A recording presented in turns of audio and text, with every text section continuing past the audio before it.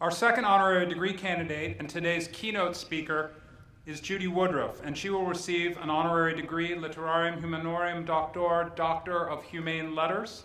She'll be presented for the degree by trustee Penelope Green.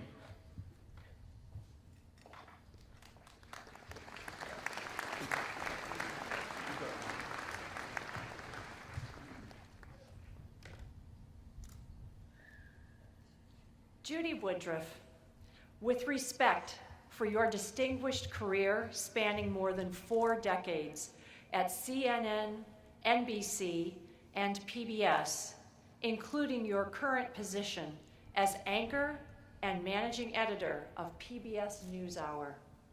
In honor of your significant contributions as one of the most widely respected and decorated journalists of your generation, having earned a Cine Lifetime Achievement Award, a Duke Distinguished Alumni Award, the Edward R. Murrow Lifetime Achievement Award in Broadcast Journalism and Television, the University of Southern California Walter Cronkite Award for Excellence in Journalism, the Al Neuharth University of South Dakota Award for Excellence in Journalism, and the Gaylord Prize for Excellence in Journalism and Mass Communications from the University of Oklahoma, among others. In recognition of your mentorship as a founding co-chair of the International Women's Media Foundation, an organization dedicated to promoting and encouraging women in communication industries worldwide. In acknowledgement of your role as visiting professor at Duke University's Terry Sanford Institute of Public Policy and visiting fellow at Harvard University's Joan Shorenstein Center on the Press, Politics, and Public Policy, and in admiration of your public service as trustee for the Freedom Forum, the Newseum, the Duke Endowment, the Urban Institute, and as a member of the Knight Foundation Commission on Intercollegiate Athletics. Judy Woodruff, by the authority vested in me by the Board of Trustees of Ripon College, I confer upon you the degree of Doctor of Humane Letters with all rights, privileges, and responsibilities pertaining thereto.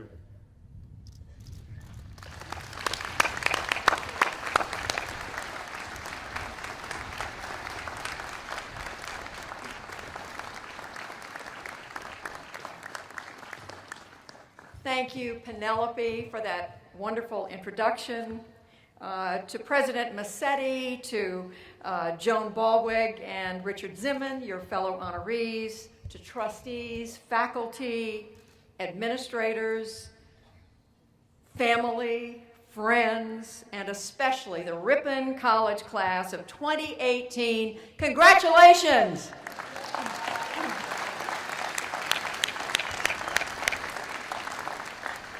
I am so deeply honored to be here at this historic school, thrilled to celebrate commencement with you today. And as a mother myself, I want to wish all the moms here, you can't say it often enough, Happy Mother's Day.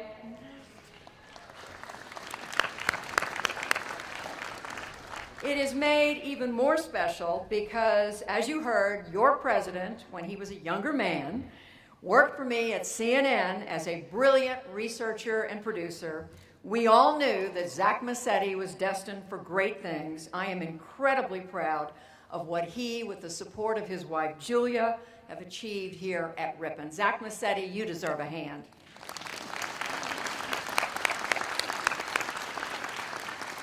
So, of course, when President Massetti reached out to me to ask me to join you for graduation, I immediately said yes. And thankfully, there's nothing much going on in the news right now. So it was easy to get away. Even so, I am sure that some of you graduates, maybe most of you, are wondering what possibly could a television newswoman who graduated from college decades ago have to say that would be interesting to 21 and 22-year-olds. Well, given that the longest commencement address on record was given at Harvard College in the early 1800s, lasted more than 6 hours, delivered first in Latin and then repeated in Greek. I'm aiming for more like 11 minutes and in English.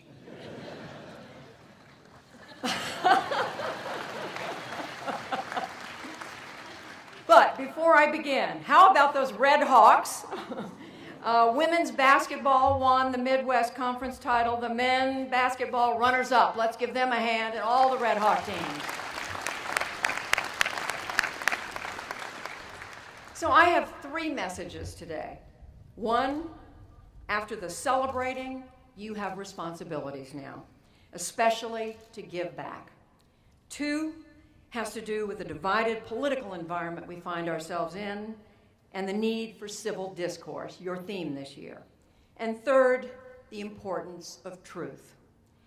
You have received an excellent education at this outstanding institution. I talked a few days ago with a handful of graduating seniors about your time here, and after they explained the essential role of tall Pauls and Millers in a Ripon experience, every one of them mentioned professors or staff who've made a big difference. You came to Ripon for different reasons. David Ferrari liked that they gave out free cookies on the visitors tour. Jessica Drouse was happy to be able to bring her horse near campus.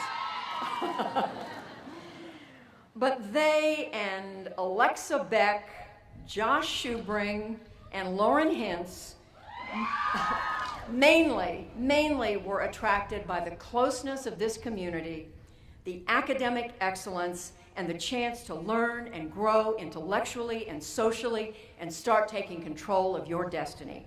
David told me, if you want to do something, they will give you the resources, but they don't box you in. When his interest changed midway through school, he got immediate help, he told me, and he singles out theater professor Ken Hill. Jessica spoke of, applause, okay, Professor Hill. Jessica spoke of biology professor Mark Keynes, who she said went out of his way to give guidance about preparing for medical school when she walked into his office one day, even though she had never met him. Alexa praised a former professor of psychology, Jason Cowell, who stayed in touch with her, offered critiques of her work well after their classes ended. Ripon came through clearly as a special place. Every senior shared a sense of growth, an air of optimism, and affection for the 4 years that you've spent here. And demonstrating that civil discourse is not just an ideal, it's something you live here. Josh was communications chief for college Republicans, while Lauren was president of college Democrats. And they were polite on the phone call with each other, something we need a lot more of in Washington.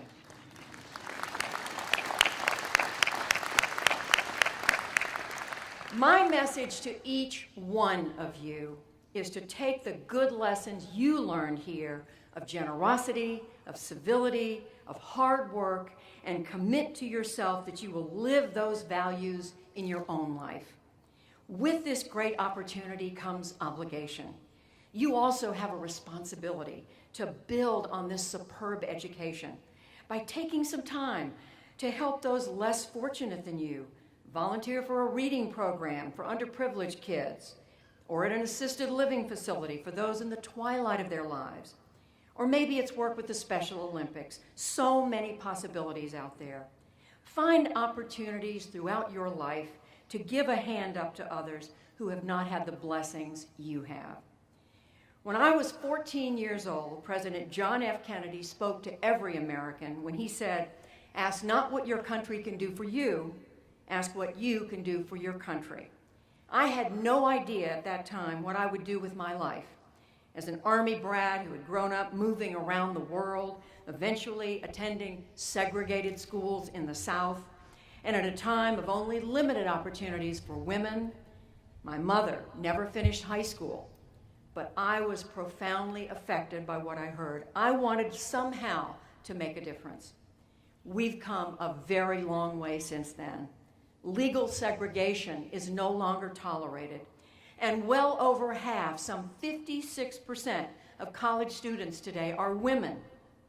Of course, Ripon was way ahead of its time. Your very first class of graduates in 1867 was 4 women.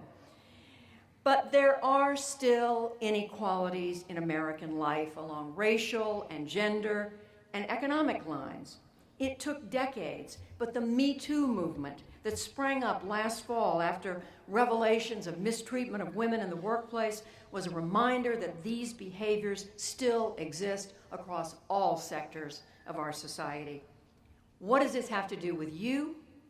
You have a responsibility to speak up if you think someone is being mistreated, disrespected, no matter what form it takes. Margaret Mead, the great anthropologist, said, "Never doubt that a small group of thoughtful, committed citizens can change the world. It is the only thing, indeed, that ever has." Second, you graduate at a moment of great political division in our country. Not since the debate over the Vietnam War, which consumed the United States when I was your age, and in the years after I graduated, have Americans been so politically polarized. In this environment, there is an urgent need for civil discourse. That doesn't mean sacrificing principles or philosophy. It means trying to understand the other person's point of view and discussing and debating difficult, sometimes emotional issues in a compelling but a civil fashion. On the national level, example, it's possible to oppose a tax cut bill as unfair and counterproductive without questioning the motives of people who are for it. You simply disagree. Or you can oppose the Affordable Care Act, known as Obamacare, as too much government intrusion without charging proponents with political pandering. There are moments when voters and politicians, for the good of the country, need to put aside partisanship for the sake of partisanship.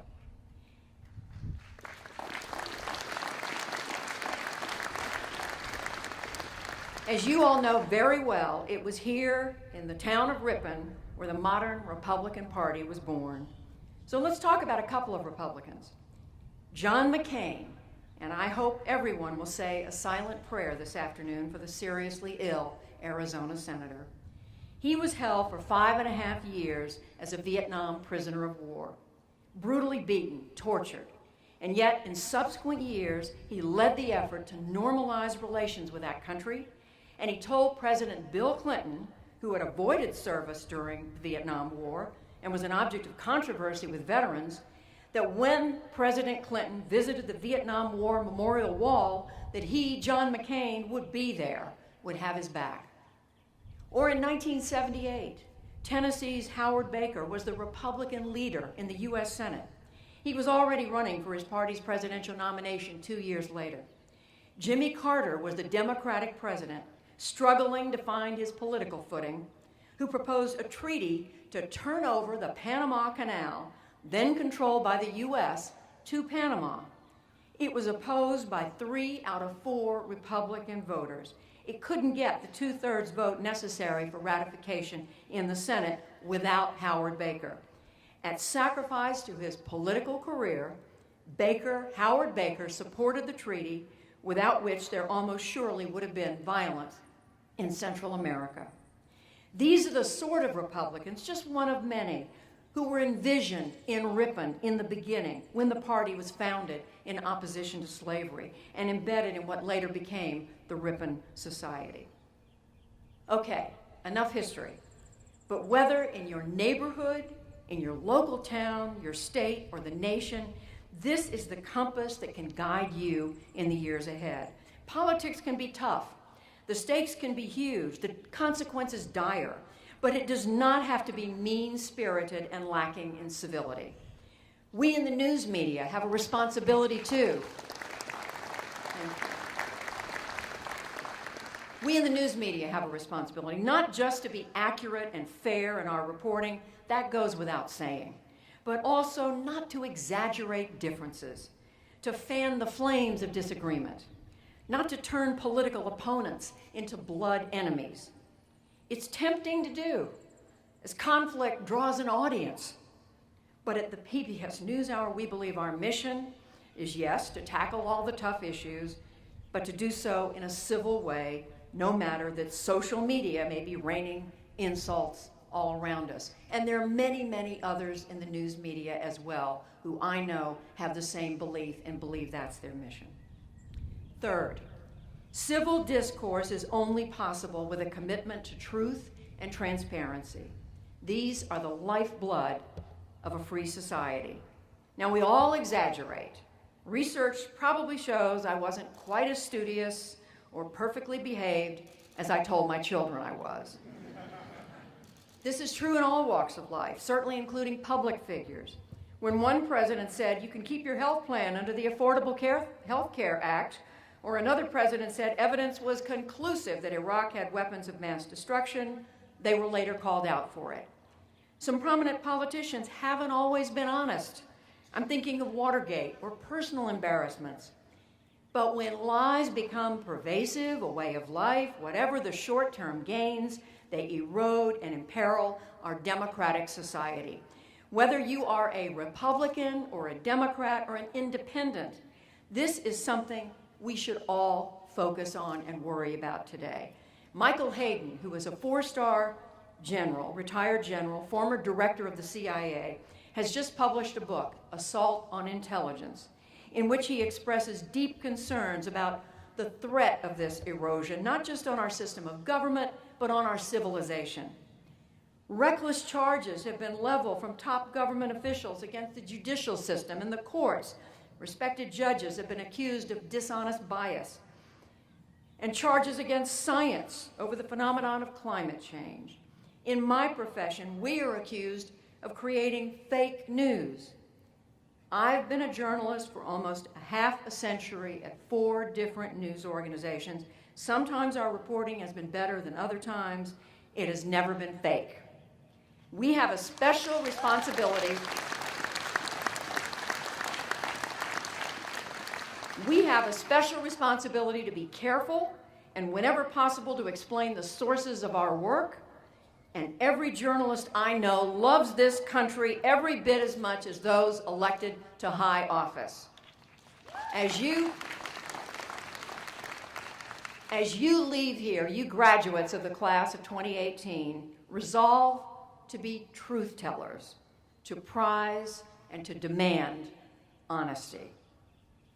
Finally, no commencement speech is complete without advice. I'll keep it short. If you remember nothing else I say to you today, don't be afraid to fail. I've had a wonderful career in journalism, NBC's White House correspondent, CNN anchor, and now the best job in television, managing editor and anchor of the PBS NewsHour. But when I started out as a journalist, I repeatedly faced roadblocks. I didn't get the story I wanted to cover. I was removed as anchor of the 6 p.m. newscast. I was taken off covering the campaign of the leading presidential candidate, and so on and so on. I almost threw in the towel a number of times, but ultimately I hung in there. Ask anyone you meet who you consider a success if they ever blew it. There's no shame in failing. What's a mistake is giving up. No matter what disappointments you suffer, you broke up with that boyfriend or girlfriend, you didn't get the job you thought was perfect, or accepted into your favored graduate school, be disappointed for a moment, but keep going. Try again and again.